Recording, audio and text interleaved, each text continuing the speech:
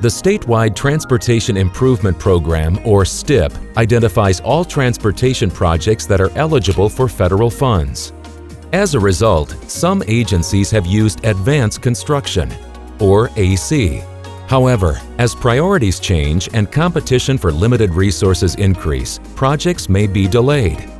This fund management tool allows agencies to incur costs on a project and submit the full or partial amount later for federal reimbursement if the project is approved for funding. Advanced construction can be used to fund emergency relief efforts and for any project listed in the STIP, including surface transportation, interstate, bridge, and safety projects. As with any federal aid project, to remain eligible for reimbursement, the agency must be able to meet project funding requirements to complete the project and follow all other federal requirements as the project advances. Let's look at how advanced construction is used to fund a federal aid transportation project, as well as possible risks associated with it, such as the federal funds not being available for your project. To initiate the advanced construction process, your State Department of Transportation, or State DOT, needs authorization from the Federal Highway Administration, the FHWA. If the FHWA approves, the project costs incurred from this point on become eligible for federal funding, provided federal aid funds become available. After authorization, the work begins and agencies start to incur costs. At some point, your state DOT will request that the FHWA fund the full or a partial amount of the advanced construction balance. If the FHWA approves the request, it converts the advanced construction from eligible for funding to an obligation to fund and reimburse. Only then can agencies seek reimbursement for costs they incurred up to the obligated amount.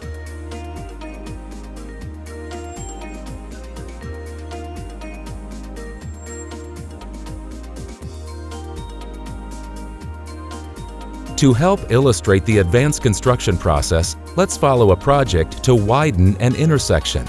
During the planning phase, the local agency discovers they need to acquire a parcel of land for right-of-way. The real estate team is ready to move forward, but the federal funds, some $240,000 or 80% of the total costs, are not currently available.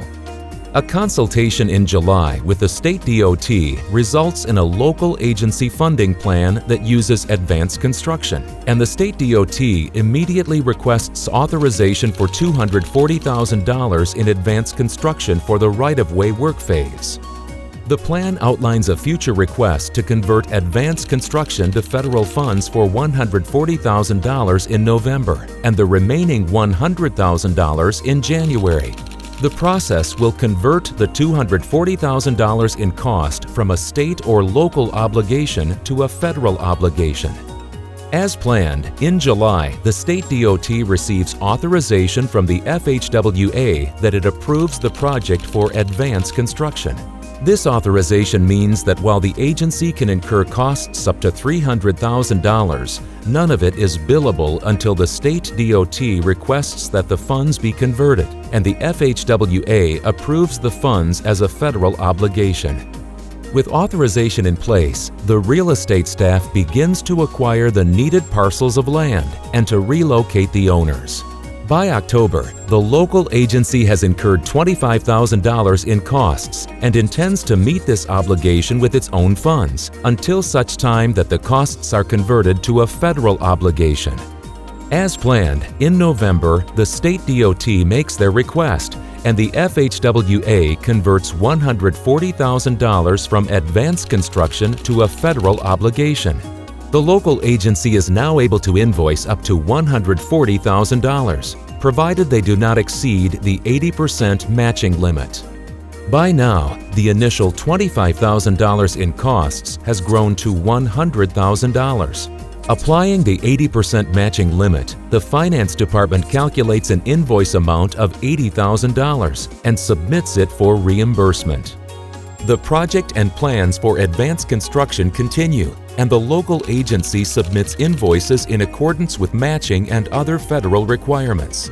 If there are any unspent funds at the conclusion of the right-of-way phase, the local agency must obtain authorization before applying those funds to construction phase activities or any other activities.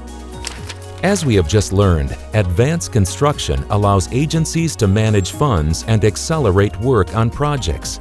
However, the FHWA does not view advanced construction as an obligation for federal funds or reimbursement. This means that if planned federal funds fail to become available, agencies must either use non-federal funds to complete projects or suspend work on the projects.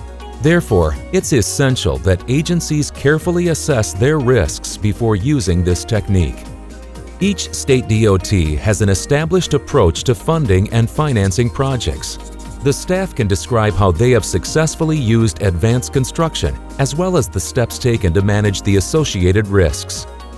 If your agency uses advanced construction to manage cash flow and accelerate project delivery, it's expected to comply with all federal requirements.